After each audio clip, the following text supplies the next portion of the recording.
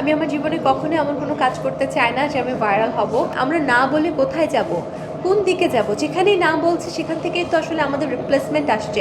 আমাদের অডিয়েন্সরা কি আসলে ভালো অনুষ্ঠান দেখে?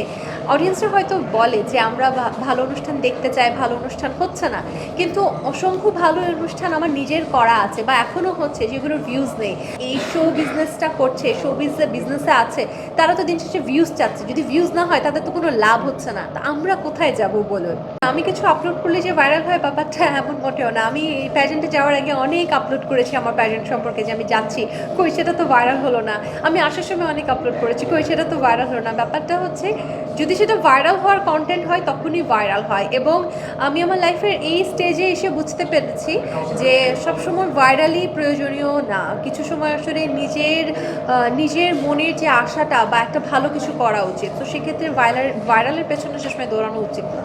দেখুন, আমি কখনোই ভাইরাল হতে চাই নাই। আমি আমার জীবনে কখনোই এমন কোনো কাজ করতে চাই না যে আমি ভাইরাল হব। কিন্তু হ্যাঁ, আমাকে কিছু গণ্ডি সেট করে দেওয়া হয়েছে যে তোমার এটাই করতে হবে, এবং আমি যেহেতু উপস্থাপনাই করি আমাকে এটাই করেই চলতে হয়। সো যখন এই বাইন্ডিংসগুলো দেওয়া হয়, আমরা বাধ্য হই সেই কাজগুলো করতে, এবং সেগুলো ভাইরাল হয়। এবং এটাতে আসলে আমাদের দোষ অবশ্যই আছে যে আমরা হ্যাঁ বলছি, বাট দেখুন, আমরা না বলে কোথায় যাব, কোন দিকে যাব? যেখানেই না বলছি সেখান থেকেই তো আসলে আমাদের রিপ্লেসমেন্ট আসছে। তো এভাবে যদি আমরা বারবার রিপ্লেস হতে থাকি, তাহলে হয়তো বাসায় থাকবো, হয়তো আপনারা কেউ খোঁজও নেবেন না।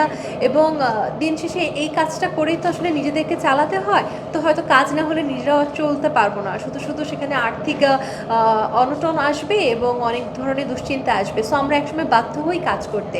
তবে আমার কাছে মনে হয় যে সবাই মিলে যদি আমরা এটা চেষ্টা করি যে আমরা এমন কাজ করব যেগুলো ভালো, তাহলে হয়তো ইন্ডাস্ট্রি ভালো হতে পারে। But at the same time আমাদের অডিয়েন্সরা কি আসলে ভালো অনুষ্ঠান দেখে?